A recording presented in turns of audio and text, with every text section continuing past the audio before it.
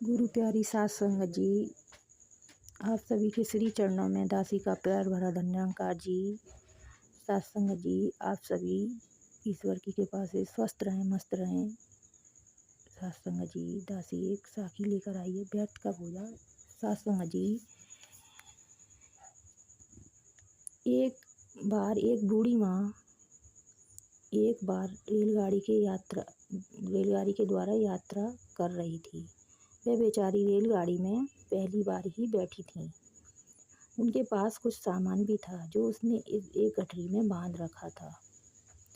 रेलगाड़ी में चढ़कर वह एक सीट पर बैठ गई, लेकिन उसने गठरी सिर पर ही उठाए रखी। सत्संग जी, आसपास बैठे लोगों को बूढ़ी माँ की यह बात बहुत अजीब लगी। एक आदमी से रहा न गया।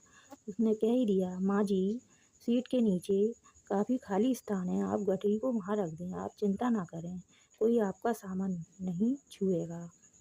सत्संग जी, उस व्यक्ति की बात सुनकर बूढ़ी माँ बोली, मुझे सामान छेड़े जाने की कोई चिंता नहीं, फिर आप अपना सामान सीट के नीचे क्यों नहीं रख देती? उस व्यक्ति ने उत्सुकतापूर्वक पूछा। सत्संग जी, क्योंकि मैं गाड़ी पर ही सारा बोझ नहीं डालना चाहती। गाड़ी पर पहले ही इतना सामान लदा हुआ है, मैंने सोचा कि कम से कम अपनी गठरी का बोझ तो मैं इस पर न डालूं, उसे तो स्वयं ही उठा लूं।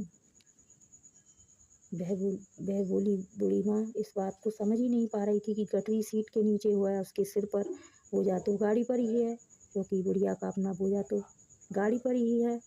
आज कुछ ऐसी ही स्थिति हम सब की हो रही है। हम सब कहते हैं कि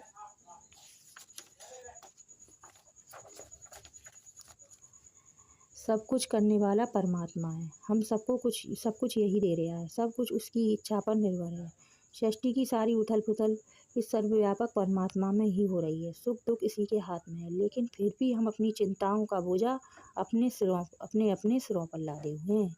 यदि परमात्मा को समर्पित होकर जी सकें तो ये व्यर्थ के बोझ से बच सकते हैं, चिंताओं में घिरने से बच सकते हैं। सत्संग जी, हम हमेशा खुश रह सकते हैं। सत्संग जी, प्यार से कहना धन्यवाद।